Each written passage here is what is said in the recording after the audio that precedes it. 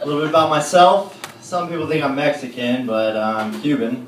So my family came over on an upside-down table, not the back of a U-Haul. Also, I'm great in bed. Yeah, I yeah. can sleep for 8 hours straight and still want more. I'm married now, but when we were dating, I had my wife convinced that I used to be a porn star because I could fit her whole hand in my mouth. The other day, she was in the bathroom and said, "I think this scale in here is broken." So I said, "Hold on. Did you put your full weight on it?" But when I'm in the bathroom, she always gets suspicious. She always asks me if I jerked off in there. I'm like, "Whoa." So to defend myself, I say, "No. You want me to prove it? Let's have sex right now." Yeah, yeah. So now I've had to condition myself to come 3 times in 10 minutes. Speaking of conditions, I have an uncle who's a serious drug addict. And the other day he was telling me, "Look, it's not my fault. I'm hopelessly depressed, and I have an addictive personality." I said, "That's ridiculous. Everyone hates your personality." I had some depression when I was younger, but I also have OCD, so I never finished editing my suicide note. Speaking of death, where's this going?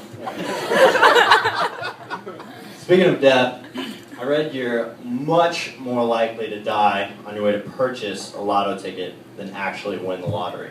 So I always have my wife go get the tickets.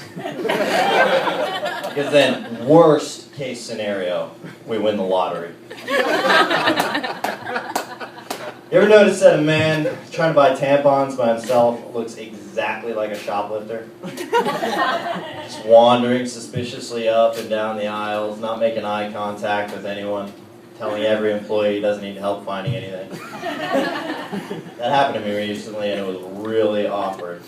I could barely steal anything. Wah wah. I'm not scared of jail. Everyone knows when you go to jail you have 2 options, right? Either beat up the biggest Serena Williams looking guy in there, or you become somebody's bitch. Now, if you beat someone up, then all the new inmates are going to come after you, and you become the toughest guy.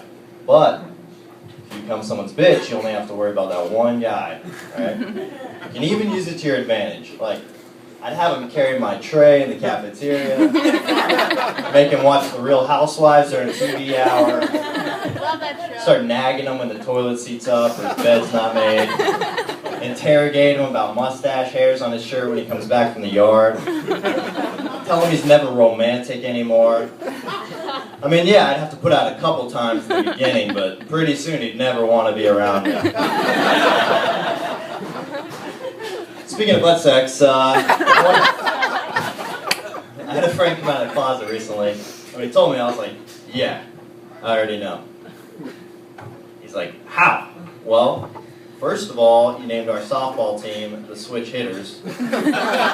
Secondly, I saw you reading 50 Shades of Hey.